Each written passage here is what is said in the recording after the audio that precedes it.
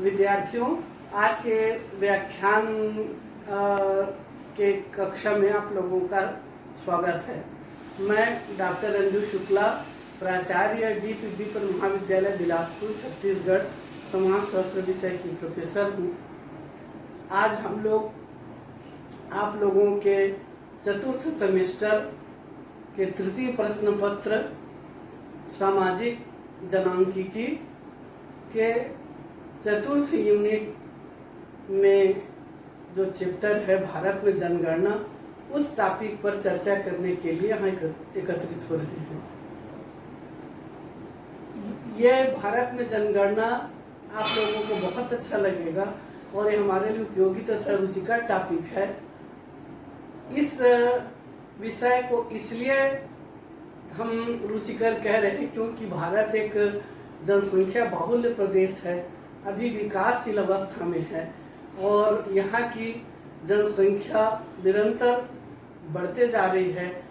जनसंख्या विस्फोट की स्थिति बन रही है और ऐसे परिस्थिति में जनसंख्या के संबंध में एक निश्चित नीति निर्धारण आवश्यक है। तो जनगणना पर यदि हम चर्चा करते हैं तो निश्चित ही ये एक लाभकारी विषय होगा। और आज हम इस पर जो चर्चा करेंगे, तो आइए मैं आप लोगों का ध्यान खींचना चाहती हूँ कि सबसे पहला तो हमारा फोकस होगा कि जनगणना क्या है, जनगणना हम किसे कहते हैं। फिर हम जनगणना के कुछ विशेषता को देखेंगे, फिर जनगणना की प्रक्रिया को समझेंगे, फिर जनगणना के ऐतिहासिक पृष्ठभूमि पर जाएंगे और उसके बाद जनगणना हमारे लिए क्यों उपयोगी है आदि ऐसे विभिन्न प्रमुख हम छोटे छोटे पॉइंट बना करके इस पर अपना ध्यान रखेंगे। देखिए, जनगणना का अर्थ वो शब्द से स्पष्ट हो रहा है कि जनगणना का अर्थ होता है किसी भी देश में किसी निश्चित समयावधि में वहाँ के जो निवासी हैं, जो निवास करते हैं, उनके लोगों के संबंध में संपूर्ण जानकारी का मतलब आप लोग ध्यान रखिए कि केवल जनसंख्या का गणना करना ही नहीं है, अपितु हम ये जानना चाहते हैं कि एक उस देश में उस निश्चित सीमा में निवास करने वाले जो लोग हैं उनकी सामान्य जानकारी, जैसे उनके नाम, आयु, पता, वैवाहिक स्थिति आदि, और उनकी पारिवारिक पृष्ठभूमि, उनकी परिवार में कौन है, कितने सदस्य हैं, उनका आय व्यय, व्यवसाय क्या है आदि, उनकी सामाजिक पृष्ठभूमि, उनकी सांस्कृतिक पृष्ठभूमि, उनकी आर्थिक पृष्ठभूमि आदि के संबंध में हम जानकारी एकत्रित करते हैं। जानकारी एकत्रित करके फिर उनका समावेश करते हैं, संकलन करते हैं, उनका प्रकाशन होता है आदि। इस प्रकार जनगणना का अर्थ स्पष्ट है कि जनगणना का अर्थ होता है किसी देश में निवास करने वाले लोगों के संबंध में संपूर्ण जानकारी प्राप्त करना।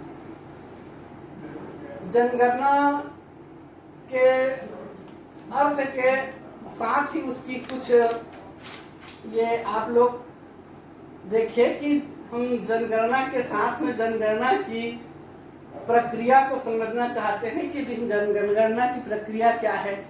भारत में जनगणना की प्रक्रिया के लिए वर्तमान में 1948 में एक अधिनियम पारित हुआ। 1948 के अधिनियम पारित होने के पहले जो जनगणना के संबंध में अध्ययन होता था वो स्थायी नहीं था, लेकिन जनगणना के 1948 के अधिनियम पारित हुआ, उसके बाद फिर एक नियम बन गया। उस नियम के तहत ही हर 10 वर्ष में जनगणना कराया जाता है। इसमें हम ये देखते हैं कि इस प्रक्रिया में कि केंद्र स्तर पर जब जनगणना होता है तो केंद्र स्तर पर एक जनगणना आयुक्त नियुक्त किया जाता है। वह अब उसके अंदर में केंद्र के अंदर में राज्य स्तर पर एक जनगणना अधीक्षक नियुक्त होता है।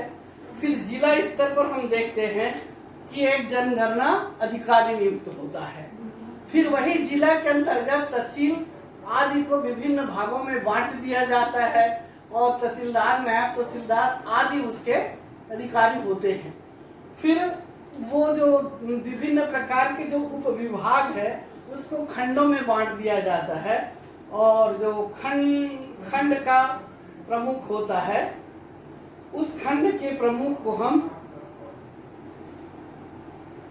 जो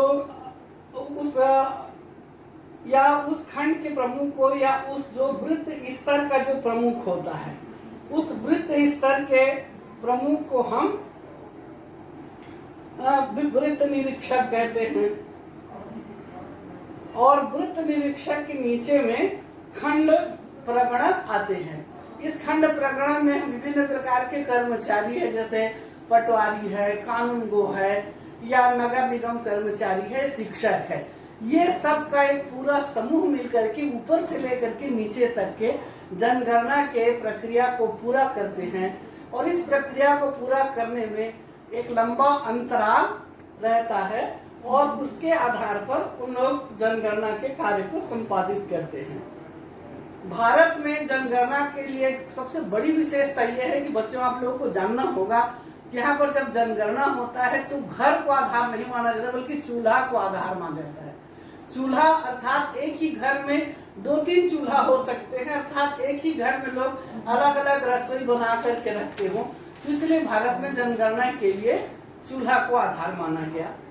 और इसी आधार पर हम देखते हैं कि जनगणना की विशेषताएं क्या हो सकता है। तो हम चूंकि समय कम है,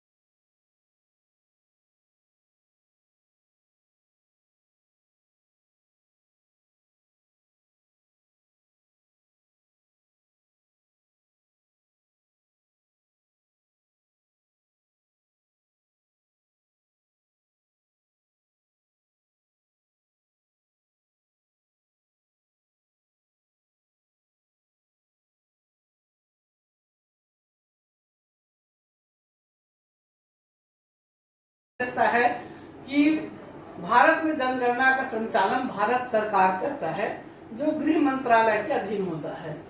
भारत की जो जनगणना का के लिए हम देखते हैं कि किस प्रकार के कहां तक होगा, उसका क्षेत्र क्या होगा, तो हमारे भारतीय संविधान द्वारा निर्धारित यह जो भारतीय गणराज्य है, इसका जो क्षेत्र सीमा निर्धारित किया गया है, इसके अंदर ही जो होगा उसे हम भारत के जनगणना मानेंगे। तो इसका अर्थ यह है कि आप समझ लीजिए कि कोई भी यदि हम जनगणना की बात करें तो एक निश्चित क्षेत्र उसके लिए होना आवश्यक है। फिर हम ये भी देखते हैं कि केवल क्षेत्र ही नहीं, बल्कि जनगणना की एक और बहुत महत्वपूर्ण विशेषता वह है कि इसके लिए एक निश्चित अवधि होता है। यदि थोड़ी जनसंख्या है, कम क्षेत्रफल है, तो कुछ दिन में जनगणना हो जाएगा। लेकिन यदि जनसंख्या बहुत बड़ी है, बहुत अधिक है, क्षेत्रफल भी फैला हुआ है, तो ऐसे स्थिति में उस देश की, उस समाज की, उस जगह के जनगणना के लिए निश्चित ही काफी लंबा समय लगेगा। इसीलिए भारत सरकार ने एक जनगणना के बीच में 10 साल की अवधि रखा है। तो हर 10वें साल पूरा होने पर भारत में जनगणना कराया जाता है। तो ये हमारे जनगणना की एक प्रमुख विशेषता हम कह सकते हैं। अब एक और सबसे महत्वपूर्ण चर्चा, ये मैं आप लोगों का ध्यान जनगणना की ऐतिहासिक पृष्ठभूमि पर ले चलती हूँ। तो आपको ये मैं बताना चाहती हूँ कि भारत में जनगणना एकदम नया नहीं है, इसके इतिहास बहुत पुराना है। जैसे हम चंद्रगुप्त के काल को देखें तो चंद्रगुप्त के काल में चाणक्य, जिसको कौटिल्य के नाम से जाना जाता था, उसके द्वारा लिखित पुस्तक अर्थशास्त्र है।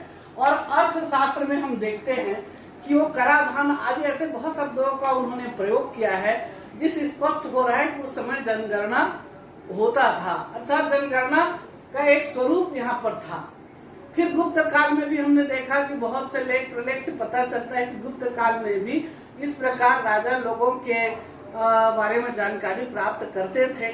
फिर धीरे धीरे मध्यकाल में आए तो अकबर के काल में आईने अकबरी में यदि हम पढ़ते हैं तो हमको लगता है कि आईने अकबरी में कि उस समय भी जन्म और मृत्यु संबंधी और जनसंख्या संबंधी जानकारी प्राप्त किया जाता था। लेकिन यदि हम विधिवत रूप से कहें तो भारत में जनगणना का कार्य ब्रिटिश काल के समय में शुरू हुआ। जब भारत पराधीन हो गया, ब्रिटिशों का शासन हो गया, तो ब्रिटिश पूरे भारत पर अपना राज्य स्थापित करने के लिए भारतीय समाज, अर्थव्यवस्था, व्यवसाय आदि पर अपना कब्जा जमाने के लिए जनसंख्या संबंधी अध्ययन उन लोग करना चाहते थे। वैसे तो उन लोग 1861 से इस प्रक्रिया में जुट रहे थे, परंतु 1872 में जनसंख्या को ध्यान में रखते हुए जनगणना का काम कराने का प्रयास शुरू किया। 1872 में पहला जनगणना कराया गया, लेकिन पूरा भारत उसमें शामिल नहीं हो सका। विधिवत रूप से 1881 में भारत में जनगणना का कार्य शुरू हुआ। फिर हर 10वें वर्ष में 81 है, 1891 है, फिर 1901 है, 1911 है, 1921 है, 1931 है, 1941 है, 1951 है, 1961 है, 1971, 1981 और 1991, 2001, 2011 और अभी जो होने वाला है 2021 प्रकार से ये 16वीं जनगणना होगी। तो लगातार हर 10 वर्ष में जनगणना होता है। और ये आप लोगों को मैं बताना चाहती हूँ कि यह जो जनगणना का कार्य भारत में चलते रहा, उससे हमको बहुत फायदा हुआ। और आज भी ये जो जनगणना कार्य है, जनगणना पद्धति है, आप देखेंगे हमने थोड़ा सा आपको बताने का प्रयास किया कि तो आइए मैं आपको ये बताना चाहूँगी कि जनगणना हमारे लिए उपयोगी क्यों है, इसकी महत्व क्या हो सकता है। तो देखिए, हम पहले आपको बता चुके हैं कि भारत एक जनसंख्या बाहुल्य प्रदेश है, ये विकासशील स्थिति में है।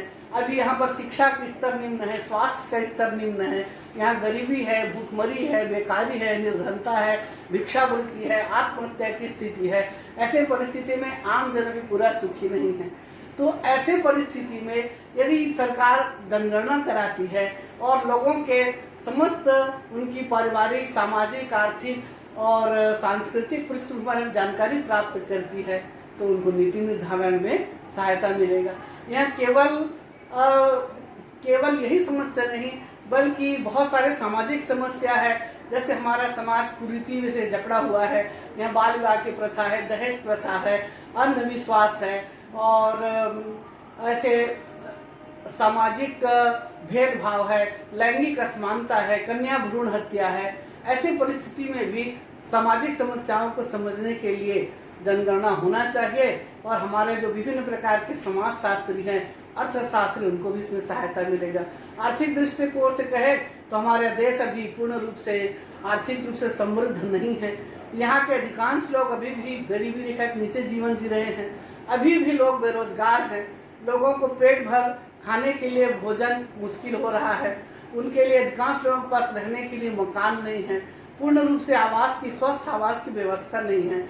तो ऐसे परिस्थिति में हम देखते हैं कि जो कृषि नीति है या कर निर्धारण है या और बहुत सारे कुछ व्यवसायिक समस्याएं हैं, इन व्यवसायिक समस्याओं के संबंध में भी सरकार को नीति बनाने में फायदा होगा। फिर हमारा सबसे बड़ा समस्या जनसंख्या घनत्व है। भारत में सभी जगह एक प्रकार की जनसंख्या नहीं है, महानगरों में जनसंख्या बहुत है और ग्रामीण क्षेत्र में कम है। तो जनसंख्या घनत्व है, जन्म दर है, मृत्यु दर है, प्रजननता है, आवास है, इस पर हमको समझने को सहायता मिलेगा। अभी हम खुद देख रहे हैं कि इतनी बड़ी महामारी पूरे विश्व में कोरोना फैला हुआ है और जहाँ पर जनसंख्या घनत्व ज़्यादा है वहाँ पर इसका तांडव ज़्यादा है और जहाँ जनसंख्या घनत्व है इसका प्रभाव कम है। अर्थात महामारी का भी संबंध जनसंख्या घनत्व से है। तो ऐसे समस्याओं को भी समझने के लिए जनगणना करना आवश्यक है। और आप सब लोगों को बहुत बहुत धन्यवाद। जय हिंद, जय भारत। खैर मैंने